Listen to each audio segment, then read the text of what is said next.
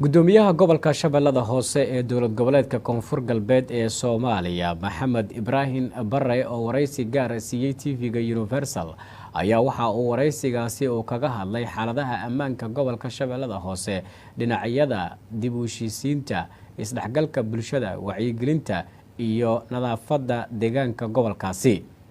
wariyahayga Cabdiweli Cali Online ee magaalada Afgooye inoogu soo warraba ayuu u warrabay gudoomiyaha gobolka Shabeellada Hoose waxaana uu weydiiyay sida markaasi gudoomiyuhu uu ugu shaqeeyo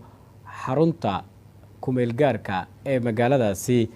Afgooye ee gobolka Shabeellada Hoose hadda u ah gudoomiyaha gobolka xafiis kumeel gaar ah iyadoona xafiiskiisa rasmiga ah uu ku yaalo magaalada marka ee caasimada gobolkaasi Shabeellada Hoose waxaana wariyahayna uu weydiiyay qodobo ama su'aalo dhowr ah oo xaaladda gobolkaasi ku saabsan gudoomiyaha gobolka Shabeellada Hoose. bismillaahir rahmaanir rahiim alxamdulillahi rabbil caalamiin wa sallallahu ala sayyidina muhammad wa sallam ama baad waa mahadsantihiin Universal TV xafiiskiisa gobolka Shabeellada Hoose sida ogtihiin anaga waxaan ballan qaadnay inaan ku shaqeyn doono gobolka Shabeellada Hoose maxaa yeelay qofka xilkiisa meesha loo soo magacaabay ayaa waxay noqon kartaa xarunta uu ku shaqeyn karo laakiin meelaha kale uu tago ama gobolka kale ama degmooyin kale uu tago waxay noqonaysaa oo kaliya meel uu si kumeel gaar u joogi karo ama hawlo kale uu joogayo laakiin gobolka Shabeellada Hoose waa xafiiskeena waa meeshan ku shaqeynayno waana xarunteena rasmiga degmada doontaba ha noqotee Afgooye ha ahaato ama Marka ha ahaato ama Qoryooley ama Kuntuwaare ama Sablaal ama Baraawo meesha doonta noqotee oo degmooyinka degmo kamid inaan ku shaqeyno ayaa waajibna saarana marka taas anagoo ka duuleena ayaan u soo guurnay xafiiskan ayaan ku shaqeyn doonaa sidoo kale degmooyinka kale ee gobolka Shabeellada Hoose shaqadeena way ku baahi doontaa oo qaybo kala duwan ayadoo xafiiska heer gobol ay ka wada furan yihiin xarunteena dhexe ee gobolka Shabeellada Hoose ay tahay magaalada Marka laakiin se hadeertaan si kumeel gaar ayaan degmada Afgooye ugu shaqeynaynaa anagoo wax badan ka qaban doona qaybaha kala duwan ee degmada Afgooye. gudoomiye maalmihii dambe degmada Afgooye ama toddobaad u dambeysay waxa ka dhacay dil aad u fara badan oo loo geystay shacabka askari intaba hadda waxaan u jeednaa magaalada in soo buux dhaafiyeen ciidamada fara badan oo booliis ah waxa la hadal hayaa ciidamadan ma hawlo kale ay u yimaadeen ma arintii oo qaylaantii bulshada ay muujiyeen miyay ku yimaadeen ma sii joogi doonaan su'aalaha noocaas ay bulshada isku weydiinayaan arintaasi bal faahfaahin naga sii. ciidamada ku sugan degmada Afgooye guud ahaantoodaba ama ciidamada booliska Soomaaliyeed mar walba waxay u taagan yihiin oo adeegida iyo ka jawaabida baahiyaha ka jira degmooyinka iyo gobolada dalka uu ka kooban yahay dhibaatadaasi ama nimankaasi nabadiidka ee shirqoolada maleegayana mar walba waa ay dhacdaa dad Soomaaliyeed oo maata ama shacaba ama arrimaha bulshada ka shaqeynaya ama adeegida bulshada ka shaqeynaya ee mar walba dhibaato u geystaan annagana waxa uu nimid ama ciidamadaasi ay u yimaadeen ee doonayaan inay ka shaqeeyaan waxay tahay waa sugidda amniga deegaanka uu ka kooban yahay degmada Afgooye oo idil marka ciidamadaasina waa kuwa sidoodaba u joogi doona howlgallo kala duwan qaban doona sida aragteen bariyahan dhan howlgalladaas ay wadeen oo qaybaha kala duwan ee degmada ayna ka wadeen waana si laalaabi doonaan mooyee dib u noqosho ma ay jiri doonto duulayaan. gudoomiye degmada Afgooye waxay leedahay wadooyin fara badan hadda waxaan aragnaa hashan wado oo dheer ka isgoyska lagu yibiyo ama magaalada fiyaalaha weyn ee magaalada ka timaado ka leexata halkan argada degmada Afgooye oo kaliya ay gawaaridu isugu caayinayaan sidii wadada Makka al-Mukarrama ee Muqdisho oo kale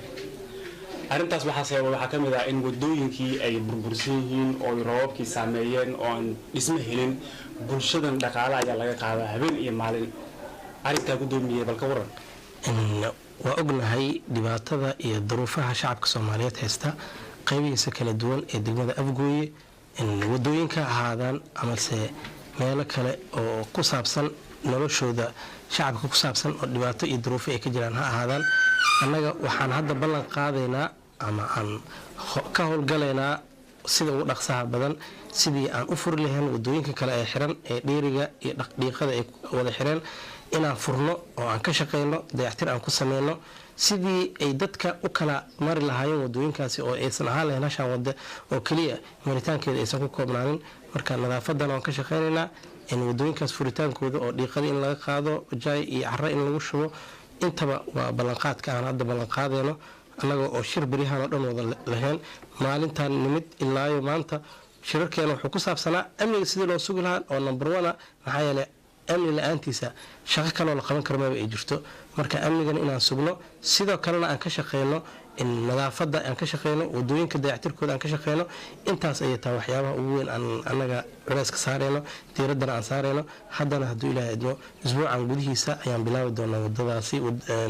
sida wadadan isku xiriirisa alyaasir ilaayo haanta dheer kadibna haanta dheer kasoo baxda ilaayo jaadka isgooska jaadka leeyahay wadadaas inaan dhismo ku bilaabnaan rajeynaynaa. sidoo kale wadooyinka kalena kadib ayay noqon doontaa tilaabooyin kusii xigo annagoo ka wada shaqeyn doona degmada qaybaheeda kala duwan oo dhanna amnigeeda sugi doona caafimaadkooda ka shaqeyn doona isbitaalka deertaan sidoo kale waxaa jiray baryahani xoogaa gaab yaraa soo galay ayadana dib u habeen ayaan ka qabanay oo anagoo hay-addii la hadalnay inay amnigii sii sugto inay sii wado howlihii ay dadka ay u hayeen shacabka ay u hayeen farsamadeeda ahayd oo caafimaadka ahaa qaliimadii ay sameynayaan inay sii wadaan dhakhaatiirtii inay sii hayaan ilaa annaga aan kaga wareegeyno qaybo kale iyo gacanteena ay ugu soo wareegeyso oo annaga aan u dabeeri lahayn intaan ka gaareyno. marka caafimaadka dhankeeda ayadana taas ayaan ka qabanaynaa sidoo kale wadooyinkaasina sidaas ayaan u dhisi doonaa nadaafada ayadana oo wadooyinka qashimada ay yeelaan sidoo kale waan ka qaadi doonaa. marka howshaasi waa howlaha annaga noo igman oo aan ka fikirayn mar walbana aan shirarka aan iskugu soo laabanayno maalin walbaba ugu yaraan 3 jeer iyo 2 jeer aan u kulmayno maalin walbana taas ayay tahay. marka maamulkeena heer degmo ilaa heer gobol annagoo iskaalmaysanayna ayaan howshaasina wadnaa waana ku guuleysan doonaa hadduu ilaahay. maxamed ibraahim barre waxaa tahay mas-uulkii ugu sareeyey ee maamulka gobolka shabeellada hoose ma noo sheegi kartaa sababta ay ku dhacday in wadadan carbiska oo 5 kilomitir ayada dhanba aan ka badnayn in 2 jeer dhismaheeda marba la joojiyo oo dib loo bilaabo ayadana qarash fara badan halkaas oo ku baxay oo gaadiidka laga qaaday arrintaas sida ku dhacday bal waa baahin naga sii. bismillaahir rahmaanir rahiim. saa ogtaa wadadaasi waa wado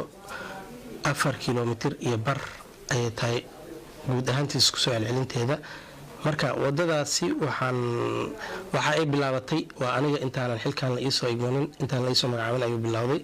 balse kala go ayaa ku yimid oo waqti dheer ayay xirneed. kadib waxaan sameynay dadaal dhirir badan annagoo la kaalmaysanayna heer koonfur galbeed ahaan ilaa heer federaal xataa garab ka raadinayna ilaa hay-addii howsha barnaamijka fulinaysa annagoo ka raadinayna. kadib waxaa inoo fududaatay in aan soo fasaxno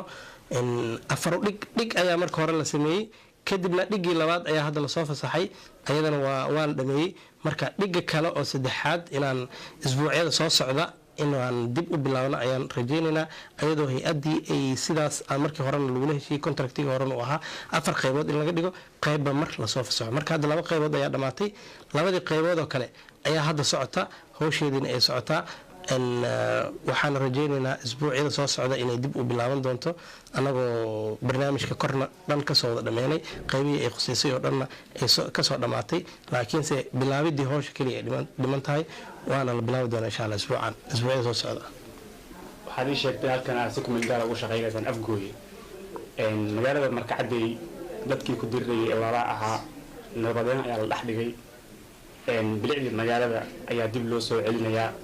maxaa maamulkaaga ka hortaagan inuu marko dego? waa mahadsan tahay. maamulkeena heer gobol xafiisyadeena waa ay ka furan yihiin dayactirideediina waan ku bilownay haddana waan kusoo shaqeynay in muddaa ayaan kusoo shaqeynay isbuuciyo annagoo soo joognay ilaa ku dhawaad bil ayaan soo joognay oo degmada markaan ka shaqeynaynay laakiin uguuridii ayaa noo dhiman oo keliya. marka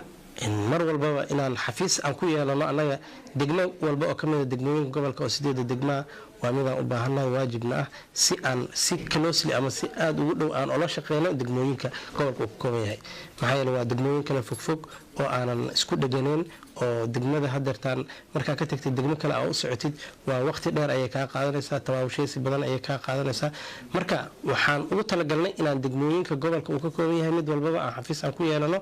ugu yaraan qayb ka mida degmooyinkaasi inaan ku yeelano xafiisyo kadib si ay noogu fududaato inaan degmo walbaba aan joogno waqti dheer aan ku qaadano taas ay tahay jadwalkeena. marka degmada markana waa meelaan ku shaqaynayno, meel inoo degan inaan ku shaqayno sida ugu dhaqsaha badan, waana jadwalkeedii wixii aan ku shaqaynay ay qaabkan u shaqaynaa waa mid dhammaystiran, waana furi doona xafiiskaas hadduu ilaahay mar dhow. gudoomiye maxaa nooga sheegi kartaa magaalada Baraawe dhismiga aeroboortka, maadaama Baraawe ay tahay caasimadii koonfur galbeed, xagee mareen howlahaas? aeroboortka magaalada Baraawe ee caasimadda koonfur galbeed waa mid meel wanaagsan maraya. kiiloomitirkii ugu horeeyay ayaa hadda gabagabo maraya. kiiloomitirkaas markuu dhamaadana waxaan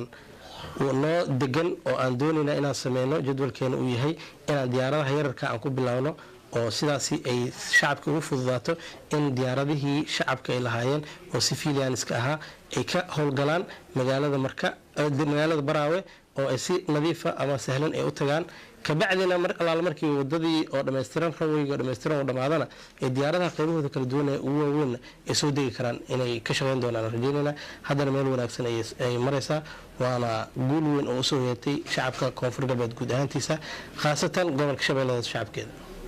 amaastaa gudoomiye waxaa jira cabashooyin ay muujinayaan beeraleyda gobolka shabeellada hoose. hadda shalay waxaan tagay webiga Shabeelle qayb ka mid ah, waa soo dhigay webiga biyihiisa aad bay u siiraanayaan. beeraleydu waxay leeyihiin webiga waxaa laga xirtay Shabeellaha dhexe. maamulka gobolka shabeellada hoose arrimahaas maxaa ugu qorshaysan kala hadasheen maamulada Shabeellaha dhexe jira in arrimahaasi ay xakameeyaan, maadaama gobolkan ay maraan oo mar webiga beer far badan ay ku yaalaan? arrimahaasi bal hore sidaa og tahay annaga waxaan leenahay xukuumad federaala oo ka shaqaysa danaha guud ee ka dhexeeya gobolada kala duwan iyo maamul goboleedyada kala duwan ee dalka uu ka kooban yahay. marka khayraadkan webiga waa mid ka dhexeeya maamul goboleedyada oo idil oo sida u badan tahay waa gobolka shabeellada hoose iyo shabeellada dhexe ilaa Hiiraan. intaas ayuu webiga Shabeelle isku maraa ilaa uu ka gaaro badda uga darsoomo. marka annaga ka maamulka gobolka shabeellada hoose waxaan dalbanaynaa in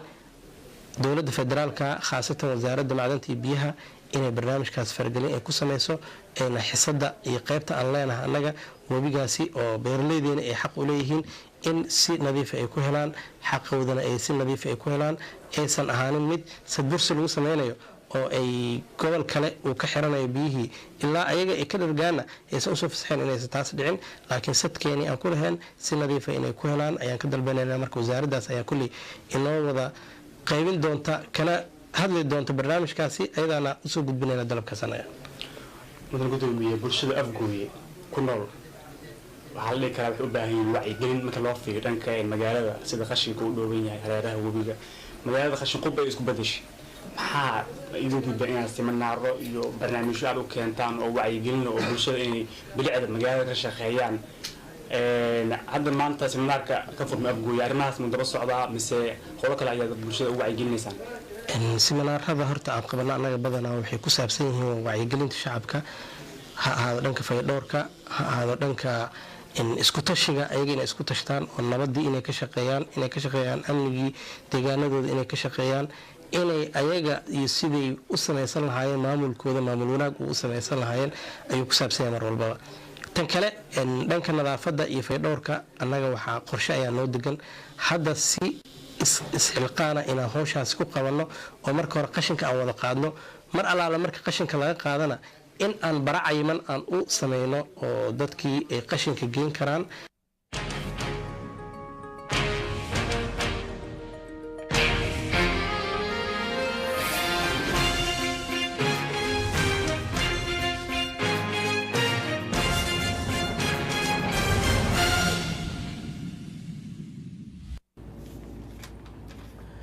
وهاجاك barnaamijka bandhiga ay la socotaan daawadayaal oo aad si toos ah uga daawanaysaan telefishinka Universal Studios.